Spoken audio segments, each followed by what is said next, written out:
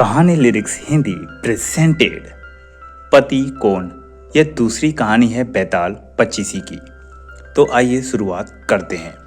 यमुना के किनारे धर्म स्थान नामक एक नगर था। उस नगर में गणाधीप नाम का एक राजा राज करता था। उसी में केशव नाम का एक ब्राह्मण भी रहता था। ब्राह्मण यमुना के तट पर जप तप किया करता था। उसकी एक पुत्री थी जिसका नाम मालती था। वह बड़ी रूपवती थी। जब वह ब्याह के योग्य हुई तो उसके माता पिता और भाई को चिंता हुई। संयोग से एक दिन जब ब्राह्मण अपने किसी महाजन की बारात में गया था और भाई पढ़ने गया था, तभी उनके घर में एक ब्राह्मण का लड़का आया। लड़की की माँ ने उसके रूप और गुणों को देखकर उससे कहा कि मैं तुमसे अपनी लड़की का ब्याह करूंगी।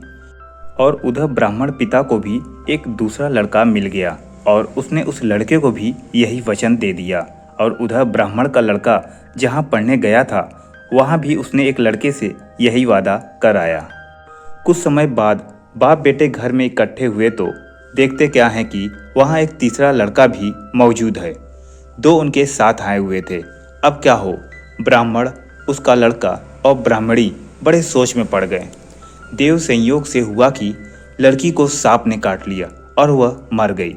उसके बाप, भाई और तीनों लड़कों ने बड़ी भागदौड़ की। जहर झाड़ने वाले को बुलाया पर कोई नतीजा नहीं निकला। सब अपनी अपनी करके चले गए। दुखी होकर वे उस लड़की को शमशान में लेके गए और क्रियाकर्म कर आए। तीनों लड़कों में से एक ने तो उसकी हड्डी चुन ली और फकीर बनकर जंगल में चला गया। दूसरे ने राख की गठरी बांधी और वहीं झोपड़ी बनाकर रहने लगा। और तीसरा योगी होकर देश देश घूमने लगा। एक दिन की बात है, वह तीसरा लड़का घूमते घामते किसी नगर में पहुंचा और एक ब्राह्मणी के घर भोजन करने को बैठा। जैसे ही उस घर की ब्राह्मणी ने भोजन परोसने आई तो उसके छोटे से लड़के ने उसका आंचल पकड़ लिया। ब्राह्मणी ने अपना आंचल छुड़वाने की कोशिश की तो छोटे बालक ने उसे छोड़ा नहीं। तो ब्राह्मणी को बहुत गुस्सा आया। उसने उस छोटे बच्चे को बहुत मारा पीटा। फिर भी वह नहीं माना तो ब्राह्मणी ने उसे उठाकर जलते चूल्हे में पटक दिया। लड़का जलकर राख हो गया। ब्राह्मण बिना भोजन किए ही उठ खड़ा हुआ। घर वालों ने बहुत कहा पर वह भोजन करने के लिए राजी नहीं हुआ। उसने कहा कि जिस घर में ऐसी राक्षसी हो उसमें मैं भोजन नहीं कर सकता। इतना सुनकर वह आदमी भीतर गया और संजीवनी विद्या की पोथी लाकर एक मंत्र पढ़ा।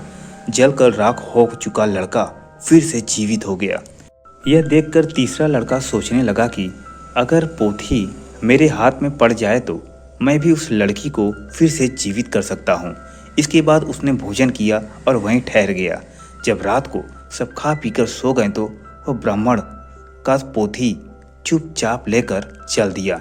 जिस स्थान पर उस लड़की को जलाया गया था वहाँ जाकर उसने देखा कि दूसरे लड़के भी वहाँ बैठे बातें कर रहे हैं।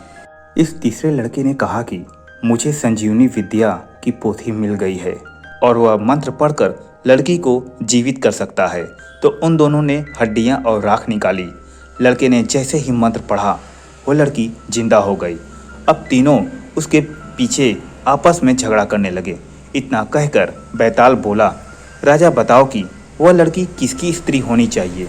राजा ने जवाब दिया, जो वहाँ कुटिया बनाकर रहा उसकी। बैताल ने पूछा, क्यों?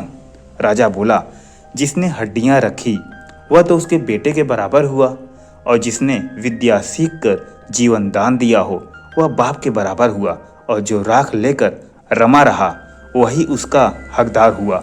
राजा का यह जवाब सुनकर बैताल फिर पेड़ पर जा लटका। राजा को फिर लौटना पड़ा और जब वह उसे लेकर चला तो बैताल ने तीसरी कहानी सुनाई।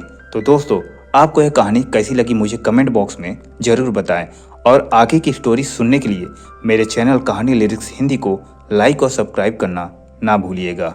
जय श्री राम।